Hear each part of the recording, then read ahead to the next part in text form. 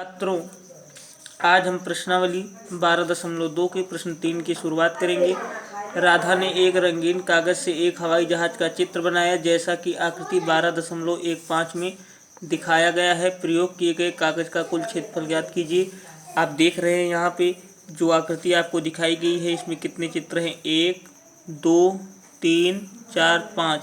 पाँचों का क्षेत्रफल निकाल लीजिए। जो आता है वही जो है सबको जोड़ दीजिए, वही कागज का क्षेत्रफल होगा। तो यहाँ पे सबसे पहले आकृति 1 का क्षेत्रफल निकालने के लिए आप देख रहे हैं ये 5 सेंटीमीटर, तो ये भी क्या होगा? 5 होगा। ये 1 सेंटीमीटर है, ठीक है ना। तो तीनों भुजाएं मिल गई कि नहीं? तो आकृति 1 के लिए लिखेंगे। आकृति 1 के लिए a बराबर 5, b बराबर 5, c बराबर 1। तो यश बराबर क्या हो जाएगा?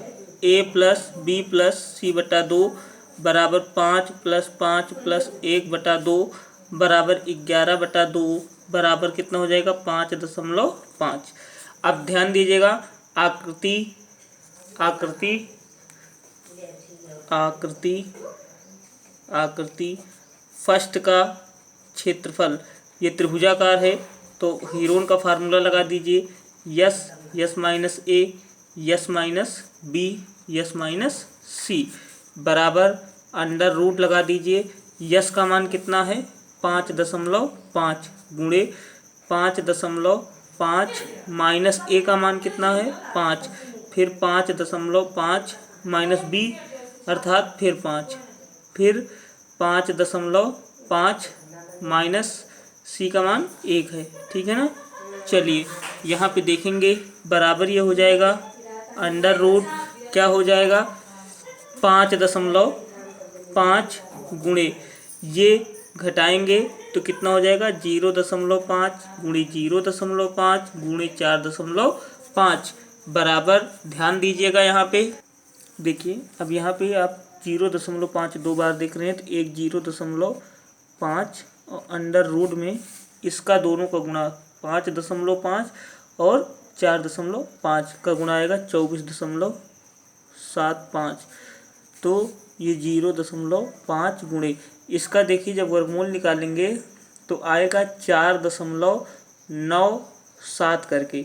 तो 4.97 97 किसके करीब है? 100 के, तो उसको 5 मान लेंगे लगभग, ठीक है ना। तो इसका जब गुणा करेंगे तो 2.5 वर्ग सेंटीमीटर। अब देखिए आकृति 2 क्या लिखेंगे? आकृति 2 का क्षेत्रफल बराबर, आप यहाँ पे आकृति 2 देख रहे हैं, ये आयत है क्योंकि ये 1 सेंटीमीटर, ये 1 सेंटीमीटर 6.5। तो आयत का क्षेत्रफल क्या होता है? लंबाई गुणे चौड़ाई। तो 6.5 गुणे 1 लिखेंगे, लंबाई गुणे चौड़ाई बराबर 6.5 गुणे 1 बराबर 6.5 वर्ग सेंटीमीटर। चलिए अब लिखेंगे आकृति 3 के लिए। आकृति 3 के लिए देखिए आकृति 3 ये है, इसको मैं रफ चित्र बना के आपको समझाता हूँ कैसे क्या है इसमें। ये एक क्या है? समलंब चतुर्भुज है, और समलंब चतुर्भुज का क्षेत्रफल होता है 1/2 समांतर भुजाओं का योग गुणे इनके बीच की दूरी। इनके बीच की दूरी नहीं मालूम है हमको, तो हमको इनके बीच की दूरी मालूम करने के लिए आप इसको कुछ नाम दे दीजिए, ए बी सी डी। देखिए BC के समांतर एक रेखा खींच दीजिए, BC के समांतर एक रेखा खींच दीजिए। तो जब BC के समांतर होगी ये रेखा तो इसका मतलब इसके बराबर होगी, ठीक है ना, अर्थात ये दूरी और ये दूरी बराबर होगी। तो ये है 1। अब पूरा कितना था? हमने देखा था 2 है, तो बचा कितना? 1, ठीक है ना। ये भी कितना रहेगा? 1 रहेगा। अब यहाँ से इसके सम्मुख भुजा पर एक लंब खींच दीजिए, क्योंकि जो ये दूरी होगी, ये चीज़, ये वाली रेखा, यही इसकी ऊंचाई होगी। तो इसको ई मान लीजिए आप। क्या मान लीजिए? ई। और ये 90 डिग्री का कोण होगा, क्योंकि लंब 90 डिग्री का ही होता है। तो आपको DE निकालना है। क्या निकालना है? DE। ध्यान दीजिएगा, जब ये पूरा 1 है यहाँ से लेके यहाँ तक, तो ये इसका मध्य बिंदु है, तो अर्थात ये इतनी दूरी 0.5 होगी। कितनी होगी? 0.5 होगी। तो लिखेंगे, आप इसी प्रकार से चित्र बना लीजिएगा। उसके बाद हम लिखेंगे त्रिभुज। ये हमारी आकृति 3 बन गई। बड़ा चित्र है, इसको समझिएगा। ये पूरा 1 है, जब इसके समांतर खींचा तो ये भी 1 होगा, ठीक है ना। और ये इतनी दूरी भी 1 होगी, और ये इसका मध्य बिंदु है। ये 90 डिग्री का कोण है, क्योंकि लंब हमने खींचा है। तो ये 0.5 होगा, ये भी 0.5 होगा, अलग अलग, यहाँ से यहाँ तक, यहाँ से यहाँ तक, और पूरा मिला के 1 होगा। ठीक, ये भी कितना होगा? 1 होगा, क्योंकि इसके समांतर है। अब देखिए, हमको DE अगर मिल जाए तो हमारा काम क्या होगा? बन जाएगा, ठीक है ना। तो चलिए, अब हमने सब कुछ निकाल दिया है। अब डायरेक्ट हम लेते हैं, चूंकि त्रिभुज AED एक समकोण त्रिभुज है, तो पाइथागोरस प्रमेय लगेगी। अतः पाइथागोरस प्रमेय से पाइथागोरस प्रमेय क्या होती है? कर्ण का स्क्वायर बराबर क्या होता है? आधार का स्क्वायर प्लस क्या होता है? लंब का स्क्वायर। तो यहाँ पे यह कर्ण का स्क्वायर, आप देखिए ये लंब है तो ये कर्ण होगा, तो कर्ण का स्क्वायर का मतलब AD का स्क्वायर। किसका? AD का स्क्वायर बराबर AE का स्क्वायर प्लस लंब क्या है? DE का स्क्वायर, या AD कितना है?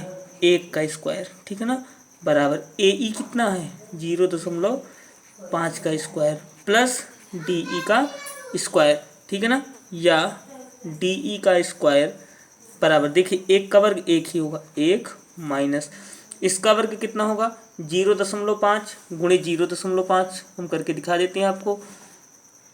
5 हम 25, 2 अंक के बाद दशमलव, तो 0.25, और जब घटाएंगे तो कितना आएगा? 0.75, ठीक है ना।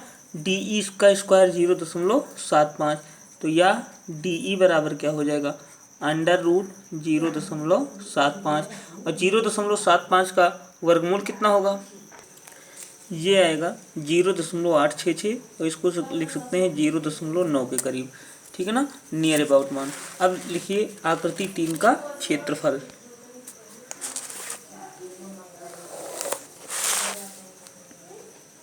आकृति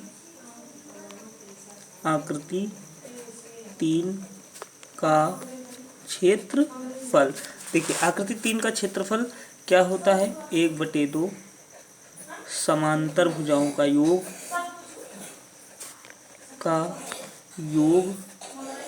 गुणे इनके बीच की दूरी, इनके बीच की क्या दूरी।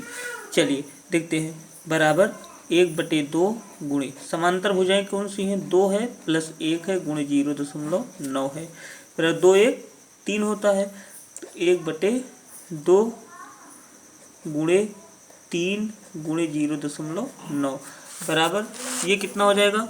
1.5 गुणे 0.9 बराबर 15 पार पड़े 9 से 9 पार, 15 9 135, तो इसको लिख दीजिए 135, और 1 1 2 के बाद दशमलव 1.35 सेंटीमीटर, ठीक है ना, 1.35 आ गया ये आकृति वर्ग सेंटीमीटर। आकृति 3 का क्षेत्रफल। अब लिखेंगे आकृति 4 का क्षेत्रफल। 4 का क्षेत्रफल, चलिए देखते हैं आकृति 4 कौन सी है। देखिए आकृति 4 ये है, तो ये दोनों आकृतियां बराबर होंगी, ठीक है ना। तो यहाँ पे जब ये छा है तो ये भी छा है, ये आधार है और ये क्या है? ऊंचाई है, तो 1/2 आधार गुणे ऊंचाई। तो यहाँ लिखेंगे 1/2 गुणे आधार गुणे क्या होता है? ऊंचाई। ये भी त्रिभुज का क्षेत्रफल का सूत्र है, हमने आपको बताया है पहले ही दिन। तो 1/2 गुणे आधार कितना है? 1.5 गुणे ऊंचाई कितनी है? 6, तो 1 कम 2, 2 तिहाई 6 बराबर 4.5 वर्ग सेंटीमीटर। अब आकृति 5 का यही होगा, हमने कहा था। आकृति 5 का क्षेत्रफल बराबर कितना है? 4.5 वर्ग सेंटीमीटर। लिखेंगे अतः कागज का कुल क्षेत्रफल बराबर, सबको जोड़ दीजिए। आकृति 1 का कितना आया है 2.5 प्लस आकृति 2 का कितना आया है 6.5 प्लस आकृति 3 का कितना आया है यहाँ पे 1.35 प्लस आकृति 4 का 4.5 प्लस 4.5 बराबर, सबको जोड़ दीजिए।